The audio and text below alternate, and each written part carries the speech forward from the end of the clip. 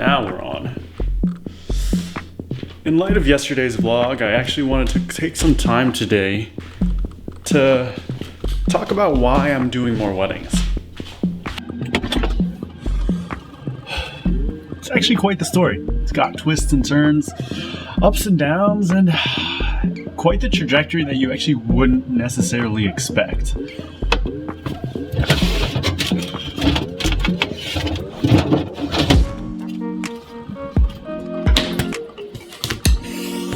So, around May of 2018 or so, I get dinner with my parents at Wolf's Ridge Brewing, and I tell them that I've decided to actually quit my job. Oof. It's important to note that at this point in my life, I'm working 4 jobs.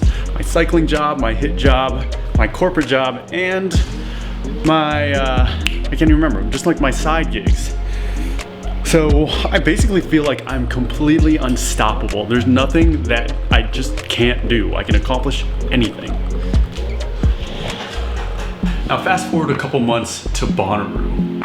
I'm at this magical place and I'm accomplishing something that I didn't even know was on my bucket list. It is the morning time and I am going to check if anyone from our crew is even still here or even still alive. I don't know how these people do it every night. I've stayed up all throughout the night with a bunch of good friends and we've just danced our asses off to the point where we don't even realize that it's sunrise, which gives us the opportunity to just walk back as that like golden light is coming through. And it's incredible. I feel like I'm on top of the world, and to the point where it's actually one of my favorite moments or favorite clips I've ever recorded of myself. So once again, I feel absolutely ecstatic. It's as if all these forces of nature are working together, or the law of attraction, the secret are just at my disposal. And I'm working all these jobs, I'm getting all these gigs, I'm hanging out with friends, I'm creating good memories, and I wake up the following morning after this great moment at Bonnaroo, and I get a text from my mom. It says, "Mama's sick." Hi guys! What do you mean, Mama's sick? Mama! I swear, we just saw her at Mason's baptism. She seemed fine. And I'm looking at this text over and over, having just had this amazing moment in my life. And I'm now sitting in my tent wondering, like, what am I doing?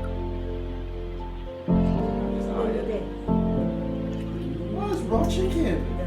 That's raw chicken. Like my mama?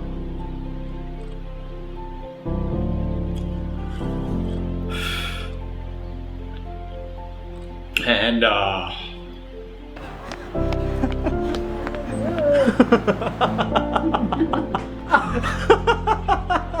Justin!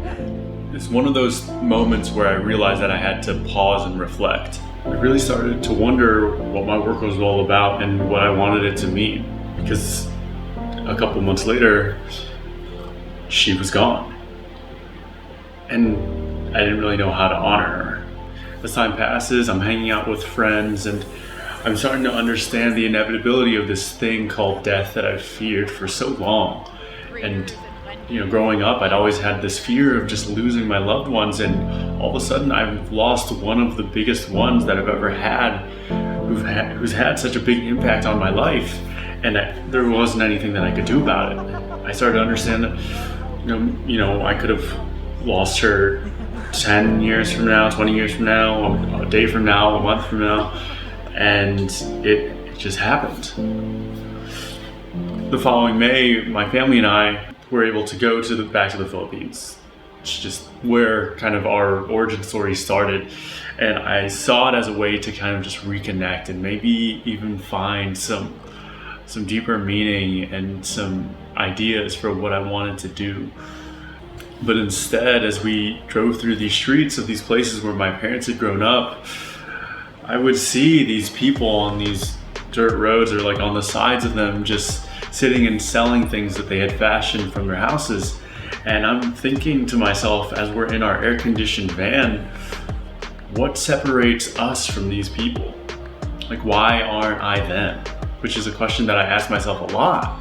I really understood how far my parents have actually come since then, which was completely eye-opening, just because they actually made the decision to, create a better life for themselves. I mean, I guess ultimately seeing how far my parents have come made me want to do the same and start working towards that goal of doing the same for my future kids.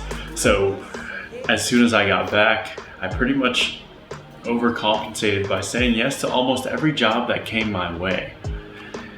The problem was that after having said yes to all these jobs, my girlfriend and I are driving in separate cars up to Cleveland, and we had to drive up in separate cars because I was filming a wedding the next day. Mind you, I just finished 4 projects within the past 48 hours, and I hadn't really slept. We were just talking on the phone to keep each other awake. We were gonna attend the Indians baseball game with my aunt, and she just asked me, hey, did you remember to ask your parents about their washer and dryer that we're gonna get from them? And as soon as she said that, just something just snapped in me. I had this overwhelming feeling. It felt like the camera was just like consistently zooming out from all these different scenes. And it was like, no matter how much I had done or how much I had checked off of my to-do list, there's just another thing on the list and another thing on the list. And I felt this feeling of being completely overwhelmed, almost to the point of paralysis. And I broke down. I honestly didn't see it coming. And, I've always been the type of person, especially throughout college, to just work, just push through it, just get the job done, be a man, don't complain, and just finish it. I realized that I had been overworking myself. We actually had to pull off at some gas station, and as soon as we parked, Hannah parked right next to me, and I just bawled uncontrollably. It was just another thing in tandem with Mama passing away that was a catalyst for a series of these thoughts that made me know that I actually had to make a change in my life. And I knew that I couldn't always be shifting hats from wedding video to basketball photos to event like bar pop-up. I started to reevaluate what was important to me and what wasn't, what I really wanted everything to culminate to. So as a result, I decided to get more deliberate about the projects that I started to take on. And I understood that weddings were the most fulfilling thing, while also obviously being the most lucrative thing. I actually got to capture moments of these people on the most vulnerable, heartfelt day of their entire lives. Whereas I still have fun recording these other projects, recording weddings, they just give me this sense of peace and this feeling that I'm doing something very worthwhile especially for other people. And I always say to my clients that when I'm operating at my best, I should feel like one of your best friends is there just with a camera recording your day. So now I've just shifted my mindset to recording more weddings and marketing towards that, while just, choosing the other projects that really do interest me, as opposed to just saying yes to everything that just lands in my email box. So integrating the impact that Mama's left on my life. With all of our weddings now, we're actually giving a portion of what we make, a portion of our profit, to a series of nonprofit organizations. The couples actually have the option for 2 of them, and then that we've listed, and then they can actually write in their own if they want. Just as a way to just give back and a way to just remember how much my aunt has actually had an impact on my life. So that pretty much sums up the story of why I'm deciding to do more weddings. It's been a tough journey since I started freelancing, and that's pretty much just the story of how I've landed in gearing up towards doing more of these weddings, capturing these moments that I see as these time capsules for these people on one of the most beautiful days of their lives.